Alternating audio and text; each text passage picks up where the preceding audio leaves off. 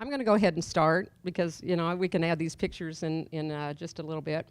But I can go ahead and get through an introduction and let you know who I am and what I'm all about. Anyway, I am a gold digger. Let's get through that first of all. I am. I've been married now for 26 years, and it hasn't quite paid off, but I'm invested now. I am invested now. I am from Missouri originally. I was born in Kansas City, as was said. So I'm a Midwesterner, and I went from teaching in Ozark, Missouri. So I went from a hillbilly to becoming a mountain woman when I moved to Idaho. And in Idaho, in 1992, Dar and I moved there. That's my husband. We moved there. That's where he's from originally, with the gold mine. And so we moved east of Stanley, up in the mountains. We live off the grid, and our mailbox is 13 miles from our house. I am really big into resources. I do have a master's in resource planning, and when I used to be interested in karst topography in Missouri, which we don't really encounter much of that out in the mountains, but now I'm looking at forest fires. I'm looking at opportunities being lost to the youth in my district, and I'm just going to give you a little background of how I got involved in politics. I am currently the representative for District 8, which is one-fifth, 20% of the state of Idaho. So we're talking about Lemhi County, Custer County, I'm moving west, Boise County, Jim County, and Valley County. I go from Montana to almost Oregon. I'm the flyover states. I mean, the flyover part of the state. And the largest community in my district is Emmett. And Emmett has 6,000 population. According to the last census, it's probably about 8,000 now. So that gives you an idea about how rural I am. This rural community that I represent are pretty much the sons and daughters of the pioneers that originally settled the West. I am telling you, these are hardy people. They are survivalists. They can make it through any recession or depression that is thrown at them. So I'm very proud of the people that I represent, and I feel like I am one of them. So, thanks.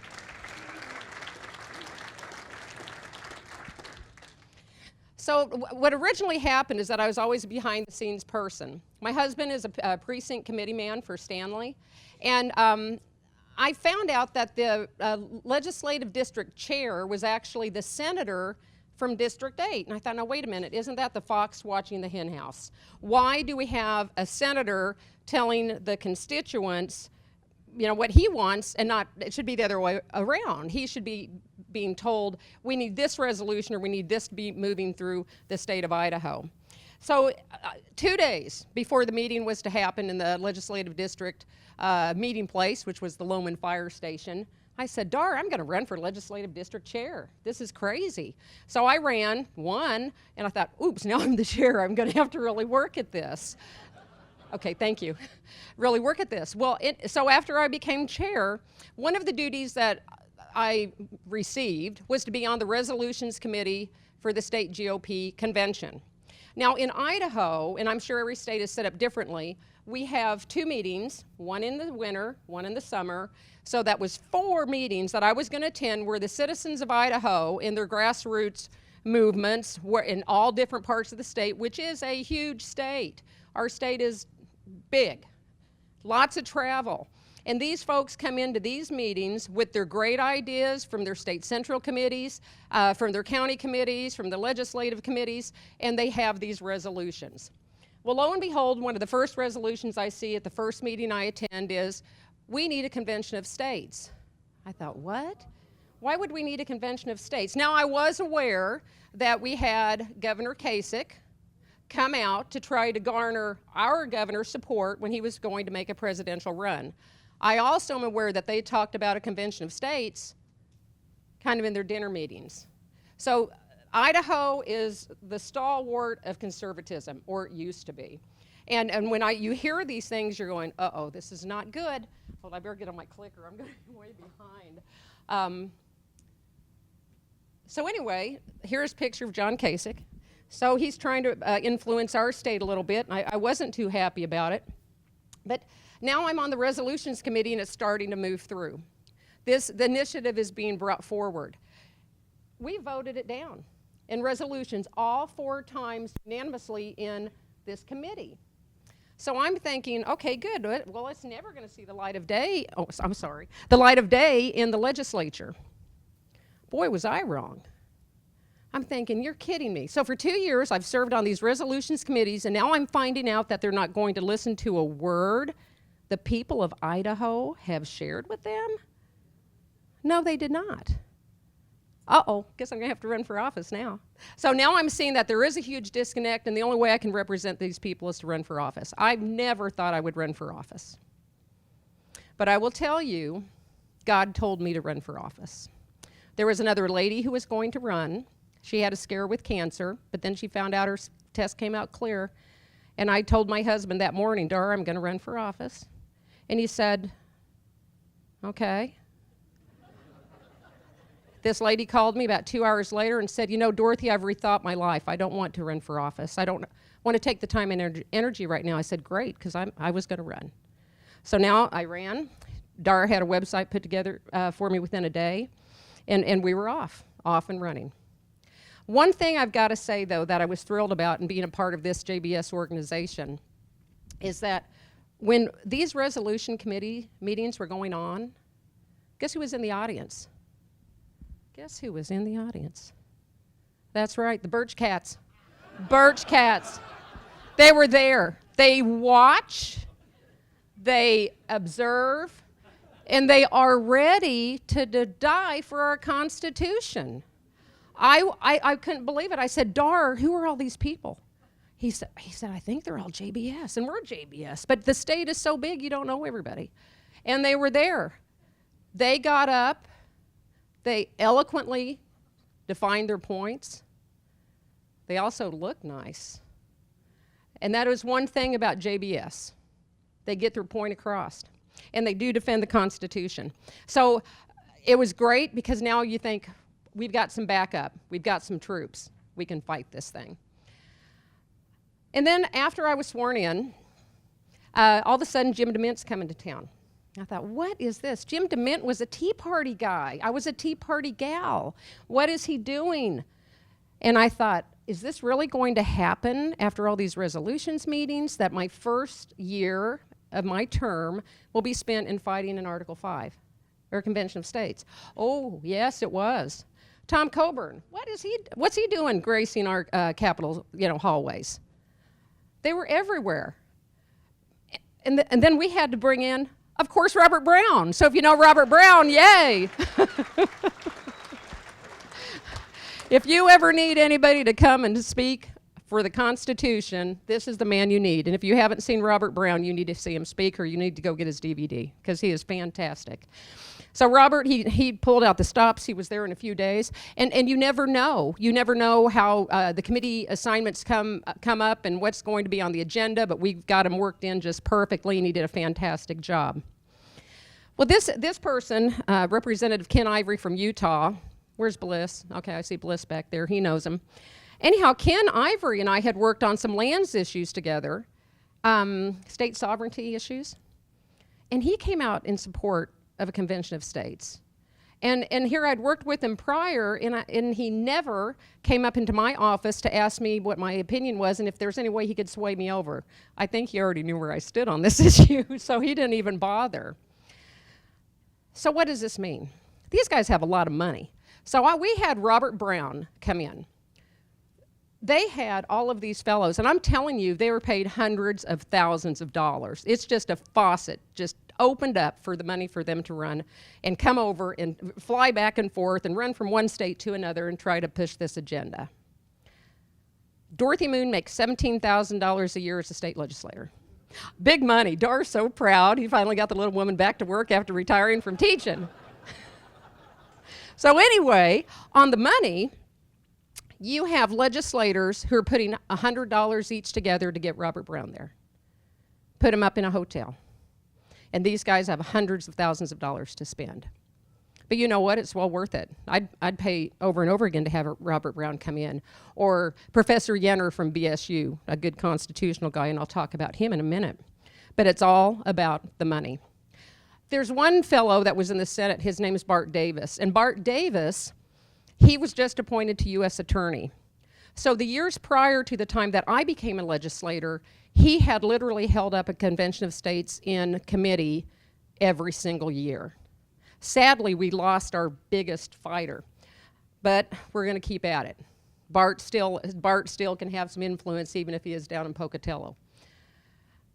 It went down in flames, you guys, it did. So my first year, it went down in flames. So we don't have to mess with the Convention of States, Article 5, and what have you. So after my first year was over, now our term goes from January through March, but I will guarantee you I work 7 days a week. There's a lot of constituent calls that you make, a lot of meetings to go to on lands issues. I'm at every fire meeting, and you know we have mega fires out to the west. So it is a pretty intense job year-round. But anyway, when I was leaving the Capitol in March, the end of March, I went and got a big packet of petitions in my mailbox. And I didn't look at it because I had to get my aloe vera plant out. You know, you got to take all your plants out of the office when you're gone for 9 months. So I knew I was getting my plants. I got my mail, and I get home. And a couple weeks into being home, I started going through some of these petitions and some of these letters. And it was interesting. I thought, Convention of State project. Don't tell me they're going to do this again. Oh, yeah, they're going to do it again. So anyhow, Representative Dorothy Moon, there were 141 online Convention of State petitions and 111 hard copies printed for you. So you had 252 petitions that want you to support a Convention of States. I thought, really? Who are these people? So I start flipping through it. I'm looking for Salmon, Chalice, the communities closest to me. And all of a sudden, I find one that says this lady's name in Chalice. And I thought, I know her. I know Tina. Why would Tina be signing this Convention of States petition? So I called her up. Now, mind you, there's not a signature here. It is a typed name and a typed address.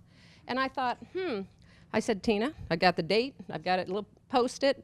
I'm kind of weird like that. I mark when I call people and when I got the response. So I called her and I said, did you sign this? She goes, Dorothy, I'm a JBS member. Why would I sign it? I said, that's exactly what I thought. Fraudulent. Number 1. Number 2, here's another one. This is from a precinct committee person in Clayton, Idaho, 35 minutes from my house. Paul, what are you doing signing this petition? What are you talking about, Dorothy? I never signed this petition. I said, well, I know you didn't. Your name's typed on there. Fraudulent. More fraud. There's another one. There were bunches of them. They never signed them. So what I think they do is they go through the voter rolls, they go to the Secretary of State's website, they accumulate the names, they just put them on there. So not only did I receive a packet full of names, so did every other legislator. There's 35 senators, and we have 70 House members, and so we have a total of 105. 105 of them had a packet with probably 100 names of people who were supposedly in support of a Convention of States. And if there's fraud and deception on a handful that I pulled out of here, as far as I'm concerned, they're all fraudulent. And these are the people who want us to trust them to go and get us into a Convention of States? In Article 5, no way. And that's my argument whenever people ask me about it. This up here, okay, this is an email. So the other ones were supposed signed petitions. Here's an email, and this fellow, I know him too. Fraudulent. Fraudulent. But here's the good part. I love this part. So also in that packet, look at the highlighted yellow part, talking points to refute the fear-mongering of the John Birch Society. You rascals, you're doing it. So they have, here it is, 5 pages. Talking points. So the Birch Society, the Eagle Forum, and I'll tell you that Eagle Forum does a good job too.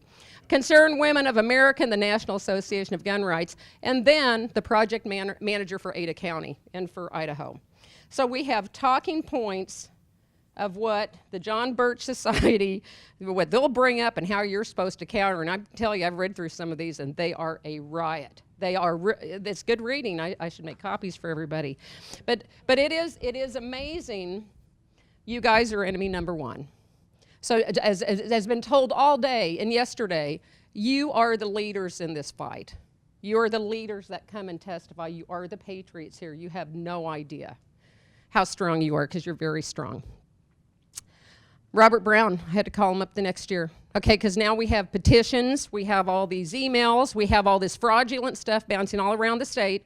I called up Robert, said, you need to be here. First week of the session, you need to be here. He was there. But then we didn't mess around. We were getting more people. So anyhow, we have William Marshall. He was there. And McKay Cunningham, he's also a constitutional lawyer. So now we're getting more people to come and speak for us.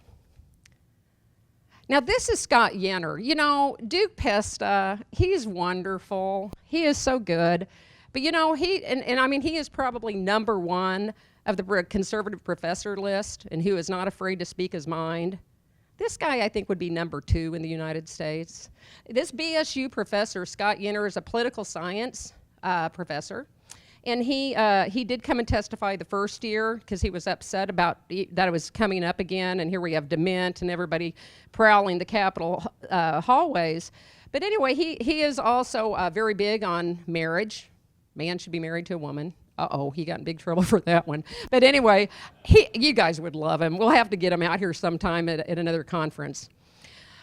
So here we have our speakers. We're serious. We're bringing in a lot of people. I don't know if you remember Senator Larry Craig from Idaho. You guys. The bathroom, that's all I'm saying. Okay, got it. All right. So anyway, this is the Lincoln Auditorium, and this is actually where Robert Brown spoke to a pretty good-sized group of about 40 people, 50 people, but it holds 200 people. So this is the hearing before the State Affairs Committee, and Senator Larry Craig got a half hour, and I thought, now how did such a distinguished gentleman get a half hour over all of these citizens in Idaho showing up to speak? Everybody else in that room, and I will guarantee you there were 200 who wanted to speak against a convention of states. They got 3 minutes each, and of course they ran out of time. But I'm just telling you, the people in Idaho are serious. And guess what? Guess who was there again? You're right.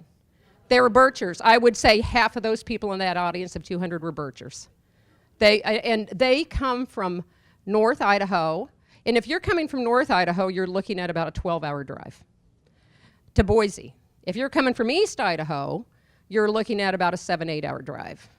And if you're coming from my part, it depends if there's snow on the mountain or not. So anyway, a lot of it's dependent on weather. But I am telling you, they showed up again. I'm so proud that they did. Okay, so this last year, oh my gosh, you've all heard of Mark Meckler. I love that guy. Not really, I'm kidding. But anyway, what we have here are the counter-protesters on the other side from the Capitol steps, because he's going to talk on the Capitol steps. So Mark Meckler is over there yelling at us, "You're confused. You don't know what you're talking about." Really? Bold man. But over here, what was interesting was there's a group called 3%, and I don't know if you've ever heard of 3%, but the 3% of Idaho and a lot of western states, they're militia groups. And the 3% showed up because they're defenders of the Constitution. Also in the counter-protester group, we had the National Organization for Women and Planned Parenthood. And I thought, well, this is weird. But one of these women was walking around going, "What are they doing here?" Screaming. Kind of atypical behavior for a liberal socialist, isn't it? What are they doing here? And so she's actually going after one of these guys in camo with an AR-15 oscillating across the shoulder. I thought, really? Not a smart move. But anyway, I got to her in a little fear for her maybe doing something awkward and getting herself in trouble. And I said, "Ma'am, they're here for the same reason you are. They don't want our Constitution touched." "Oh, okay." And then she starts going around in her circle because everybody's kind of walking around in circles. Well, then it got a little more interesting. So Meckler came over to heckle the hecklers. And he came over and got in the face of some of these folks, so then the Capitol security had to come over and remove him. It was kind of fun. It was kind of exciting. So anyway, they got Meckler back on the other side of the street. Now, if you notice, there's about as many people on that side of the street as the other side of the street, about 40. So that was pretty good, I guess, since it was their event. Now, the most exciting thing about this picture, so that's Meckler's back to us. The first fellow on the left, his name is Representative Redmond. Big proponent, Convention of States. He just retired. Yay. Next to him, who Meckler is shaking hands with, is our chairman of the State Affairs Committee, Representative Tom Lurcher. Tom Lurcher in the primary just got beat by a 3% activist. We lost a chairman who's been there close to 30 years, I believe. Got beat out by a 3%er. Next to him, to the right, there's a man and a lady. So Senator Hagedorn and Representative Christy Perry, they both decided to vacate their seats and run for Congressional District 1. So Congressional District 1, we had Raul Labrador in that seat, and he decided to retire and run for governor. Unsuccessfully, though. It was sad, three-way split. But anyway, those two ran for CD1, so the four, and those were the main four who were pushing for convention state, are gone. So thank goodness, so that is really good news. So next year, they're going to be popping up. I do like whack-a-mole, though. It is kind of a fun game. And, I think we've done a pretty good job on hitting them down. And I know there's going to be more coming up, and sadly, there was a lady who ran for a House seat, and I just saw a picture on Facebook, and what it had was pictures of her kids doing the Pledge of Allegiance, and the comment said, "My kids are doing the Pledge of Allegiance at a Convention of States meeting." I thought, not again. I really would like to do some really constructive legislation like fight back Medicaid, expansion, that kind of thing, but we've got to spend so much time and resources. It really, truly gets old. I've only been at it for 2 years and I'm wore out, but I'm energized just being here with you. You have no idea how energized I am. So that's the good part. My batteries are getting recharged. I'm ready. Again, it went down in flames this past year. It went down in flames, so we were happy about that. And like I said, it is coming back. This lady here is our House Ag Chair, and her name is Judy Boyle. She worked under Helen Chenoweth. I don't know if you remember Helen Chenoweth. So if there's a gal I can learn a lot from, it is Judy Boyle. Well, Judy Boyle, she and I worked very hard on fighting this and bringing in our speakers, but she also did an opinion piece, and it was with one of our Democrat legislators, and her name is Representative Rubel, and she is a Harvard-trained constitutional lawyer. So actually, every one of the Democrats voted against the Convention of States, which is a minority. It's about 20% of our both chambers. But anyway, so Judy and I were yay, yeah, we got that one done. But there's something about Judy, she's a great mentor to me. And if I can be half the legislator she is, I would be so proud. She homeschooled her kids. So she, oh my gosh, and of course I just went blank. So anyhow, she homeschooled her kids, and I got this statement from her. It was Michael Farris, was also a Virginia attorney who's big into homeschooling. So she was talking with him in Midvale, Idaho, a few years back. And of course, he was getting paid $250,000 to go and run with the Convention of States initiative. So Michael Farris, the homeschool lawyer from Virginia, met Representative Judy Boyle at a local cafe in her district. She said, "Why are you doing this, Michael?"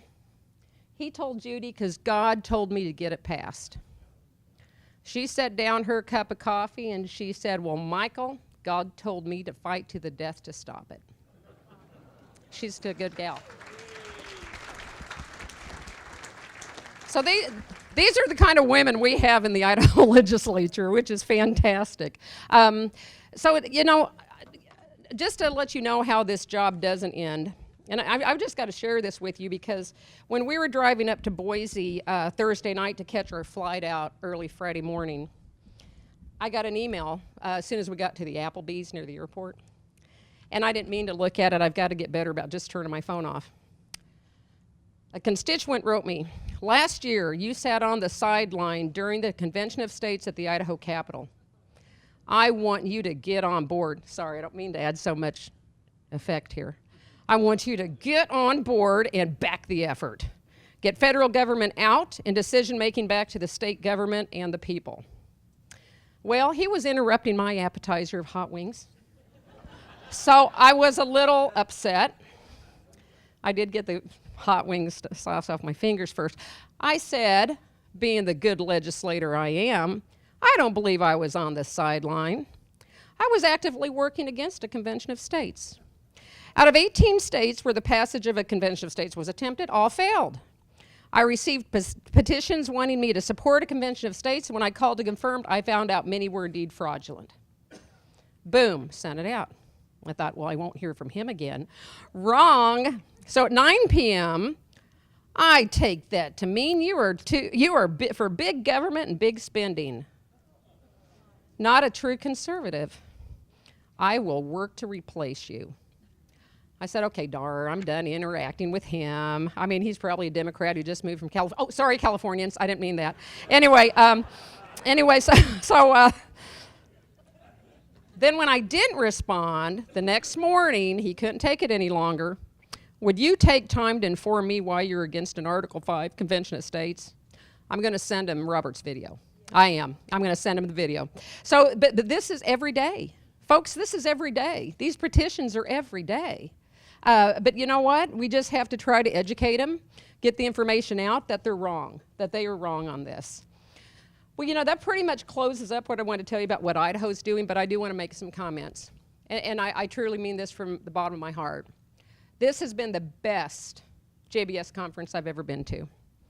I've made new friends from Fort Worth, Mary Lou and Danny, and we spent some time together, and I've really enjoyed it. And I've made a lot of good friends, and I've seen a lot of friends that I've made over the past decade with the John Birch Society. And you have no idea how much it does mean to have you supporting your state legislators. It is so, so important, because we don't get a lot of nice words. It's a pretty thankless job. And sometimes you get beat down and you just have to try to work your way back up. And lucky for me, I do have a support of a great husband and 2 sons. But it does help to have a community with you too. You have no idea. This year being the 60th anniversary is something I will also never forget, because I turned 60 years old in May. My husband is turning 60 years old in this month, in a couple weeks. And John McManus's 60th anniversary to his wife is this year too. So this is a huge year for the John Birch Society to move on, fulfilling the same promise to protect the Constitution. We've got to stand together no matter what. Never more than today are we needed. And so I want to thank you. It's a long trip here, and it's time out of your day, but you have no idea how important this is. And it really is something I'll never forget for the rest of my life. So thank you very much for letting me speak with you today. I appreciate it.